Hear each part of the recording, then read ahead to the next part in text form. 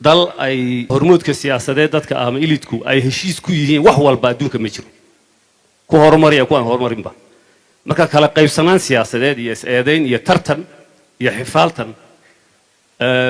haddii la arko macnaheedu maaha bulshadu inay midaysnayn taas waa gaar waa siyaasiyiinta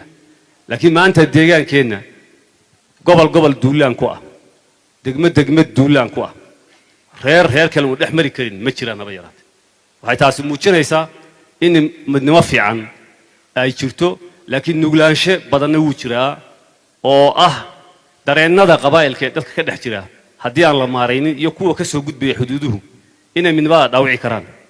isbeddelka kadib maxaa laga qabtay adkeynta midnimada kow waxaa laga qabtay in la balaariyey ka qaybgalka siyaasadda ee shacabka iyadoo oo dawladdii ugu salballaarsanayd la dhisay isbeddelka kadib ilaa degmo ilaa iyo heer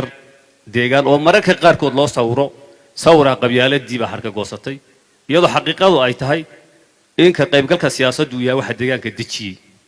oo la og yahay sababtoo dadka Soomaalidu say isu yaqaanaan iyo say wada nool yihiin waan garanaynaa baadway arrinta anagu kali kuma nihin inaan sii ballaarnaa laga yaabaa dawladihii naga horreeyay tii madaxweyne Khadar hogaaminayay tii madaxweyne Cabdi Jibriil iyagu maadaama fadhiya ma ku hal qabsanaya tii madaxdii naga horreysay ay hogaaminaysay dhammaan kama fogeyn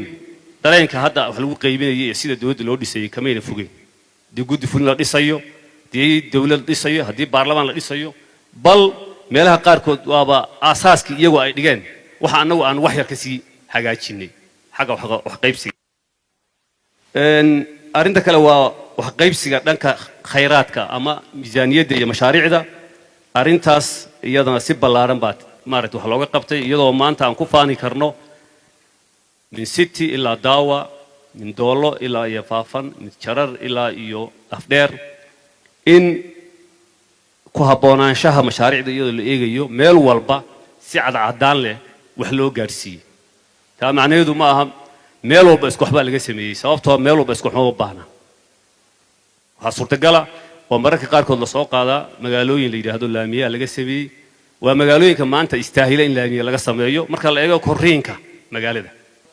marka laga tago weliba arrintaa keliya wixii kale oo dhan meelo waxaa jira ceelasha loo badiyey maadaama biyalaanta ku badan tahay meelo waxaa jira